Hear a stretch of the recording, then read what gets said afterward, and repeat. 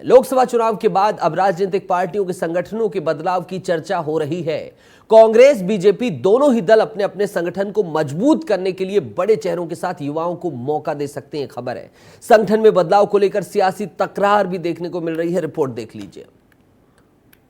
छत्तीसगढ़ में सत्ता से बेदखल होने के बाद कांग्रेस संगठन में तकरार का दौर लगातार देखने को मिल रहा है। कई बड़े पदाधिकारी जहां पार्टी छोड़कर जा रहे हैं तो आरोपों का दौर भी लगातार जारी है। ऐसे में संगठन को मजबूत करना कांग्रेस के लिए बड़ी चुनौती है। माना यह भी जा रहा है कि इस बार युवा चेहरों को संगठन में मौका दिया जा सकता है।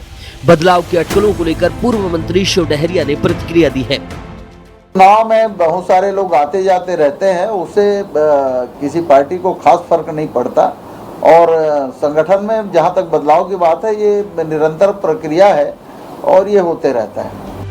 कांग्रेस ही नहीं बीजेपी में भी संगठन स्तर पर बदलाव देखने को मिल सकता है।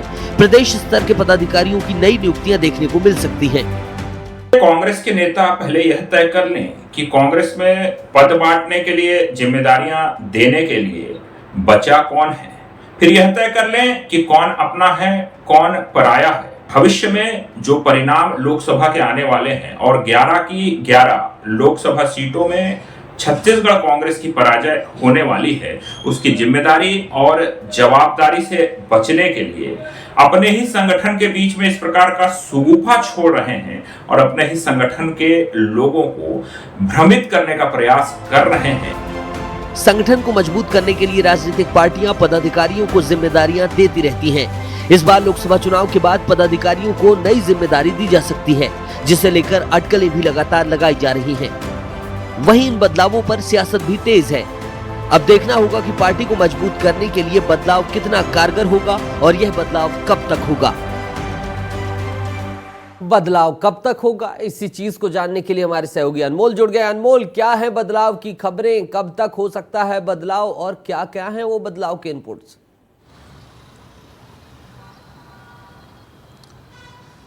देखिए नीतीश, अब लोकसभा चुनाव जो है वो खत्म ही होने वाला है, क्योंकि अब 3 चरण का चुनाव रह गया, 20, 25 और 1 जून को। 4 जून को नतीजे आ जाएंगे। तो उसके बाद दोनों ही पार्टी, चाहे कांग्रेस की हम बात कर ले चाहे बीजेपी की, दोनों जो है संगठन में बदलाव करेंगे।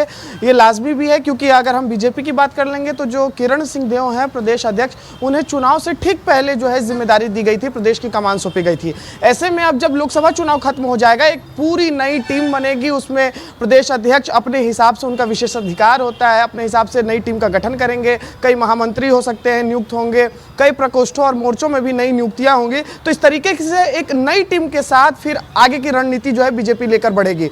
वहीं अब हम कांग्रेस की बात कर ले तो देखिए, कांग्रेस में देखने को मिला है कि कई नेता जो है पार्टी छोड़कर चले गए हैं। चाहे हम चुनाव की पहले की बात करें, चाहे अभी भी हमने देखा कि किस तरीके से जो है पार्टी में बिखराव की स्थिति थी।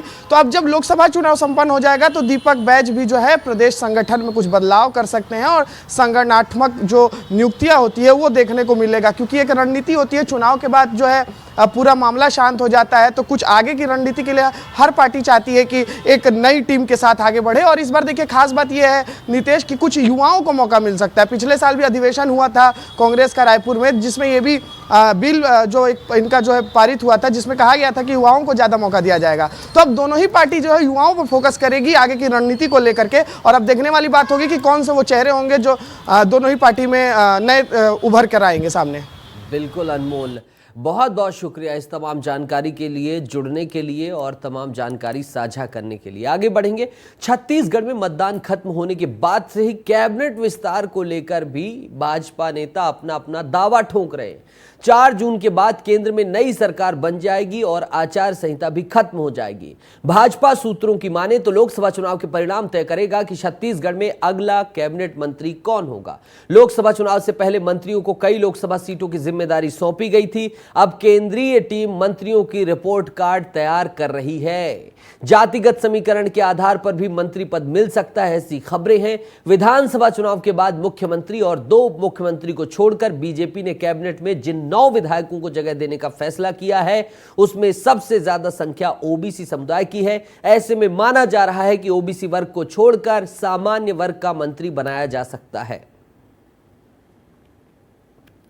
कांग्रेस एक डूबती हुई नाव है। लगातार 2 चुनावों से देश की राजनीति में वो विपक्ष का दर्जा प्राप्त नहीं कर पा रहे हैं।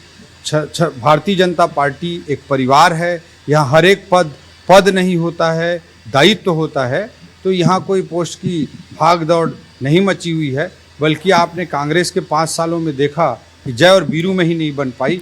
इन लोग दूसरों पर सवाल उठाते हैं, ये हास्यास्पद।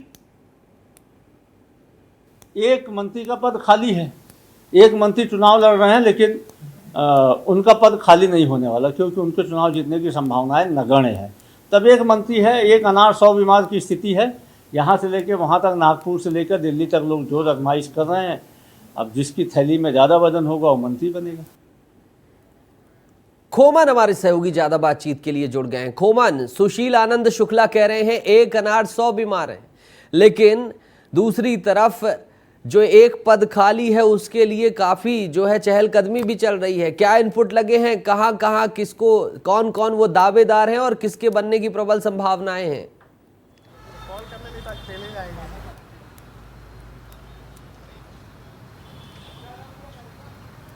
खोमन, आवाज आ रही है क्या आपको? खोमन से हम फिर जुड़ने की कोशिश करेंगे, लेकिन जो अभी खबर है उसे हम आपको बता रहे हैं। मंत्रिमंडल विस्तार, फेरबदल की अटकलें चालू हो गई हैं। छत्तीसगढ़ में इन्हें लेकर बातचीत हो रही है और कयास लगाए जा रहे हैं कि लोकसभा चुनाव के बाद मंत्रिमंडल जो है उसमें जो है उनके पदभारों में परिवर्तन हो सकता है। इसके साथ ही जो खाली मंत्री पद है, और अगर बृजमोहन अग्रवाल जीतते हैं और वो केंद्र में चले जाते हैं तो यहाँ जो विधायक आएगा या उनकी जो जगह रिक्त होगी उसको मंत्री बनाया जा सकता है। काफ़ी सारे चेहरे हैं जो इस रेस में शामिल हैं, और सुशील आनंद शुक्ला लगातार कह रहे हैं कि एक अनार 100 बीमार हैं, लेकिन जो एक पद खाली है उसको लेकर काफ़ी सारी चीज़ें चल रही हैं। किस संभाग से बनेगा, कौन सा जातिगत समीकरण होगा, किन चीज़ों को देखकर बनाया जाएगा, क्या पुराने अनुभवी चेहरे को बनाया जाएगा, ये तमाम मुद्दे जो हैं ये भी चल रहे हैं। और सब कुछ बताने के लिए खोमन हमारे सहयोगी जुड़ गए हैं। खोमन, क्या कुछ चर्चा है मंत्रिमंडल विस्तार को, फेरबदल को लेकर, और कौन कौन से वो चेहरे हैं जो इस रेस में हैं?